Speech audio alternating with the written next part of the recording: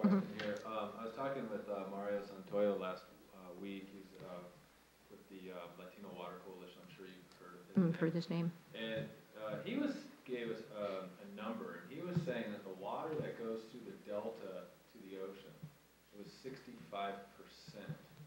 Do you know anything about those numbers? Because that's a hard number for me to swallow.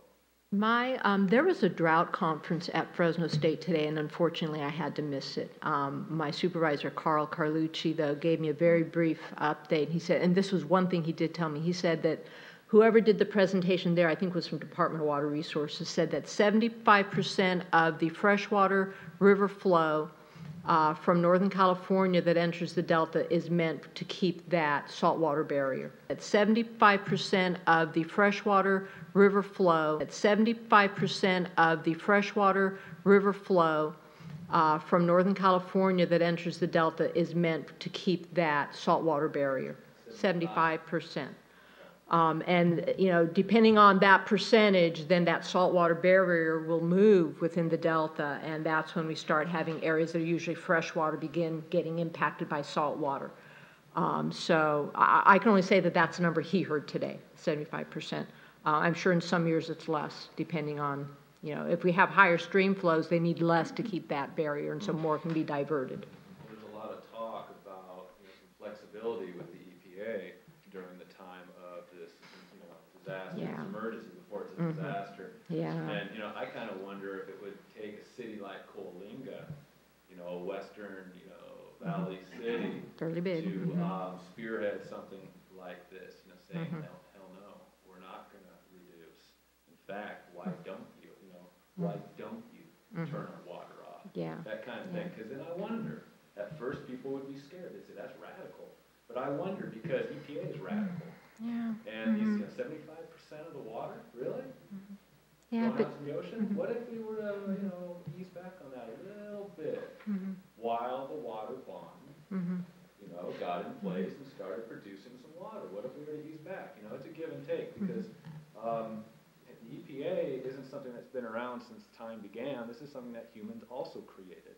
And so, you know, I kind of wonder, I'd like to hear from citizens, you know, if anyone's watching, if anybody watches on the internet later, you know, let me know how you feel about this. Mario Santoyo, he told me, he said he wants me to come and he wants me to speak in Sacramento. And I said, you know what, I will. If you invite me, I will. And I want to know if the citizens back that, or if the citizens just want to put their head in the sand and say, well, we accept whatever comes from the government. Or do we want to say, hey, guess what, government? We've had enough. We're sick and tired, and we're not going to take it anymore. Please get in touch with me. Let me know. And I would also like to add that, you know, we're in a unique situation because we have prisons.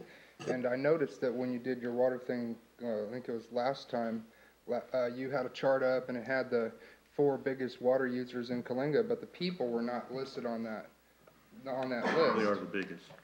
The people are? Yeah, or the corporations? No, our residential customers are our biggest water customer. So those are just the top 10 water users, but it didn't include all the water customers. We have 3,500 water connections here in town. I'm just curious, how much does the state hospital use on their prisoners compared to how much the citizens of Coalinga use?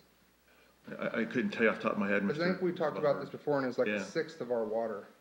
Well, that was the number that I heard, a sixth of our water going out there to the prison.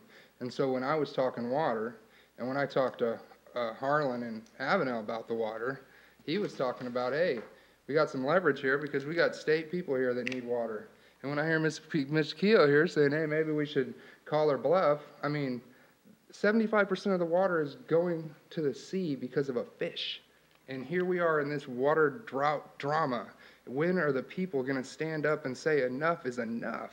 That's what I want to know. Like, hey, I mean, I'm on board with this guy right here. When is this going to be enough? And when is the water boards and the state boards going to come and say, hey, you know what? When are we going to stop doing this to our people? Because that's what I think. I think they are doing this to us. They want everyone to believe this is climate change. This is global problem. I believe that a lot of this is man-made problem. And a lot of farmers believe, a lot of people that feed us right here in the valley believe that this is a lot of it's a man-made issue. And so I'd just like to leave you with that. Okay. Thank you. Anybody, any more questions from the audience? Okay, thank you very much. Thank you. You're welcome. You're welcome. Thank you for coming. You're welcome. Okay, moving right along.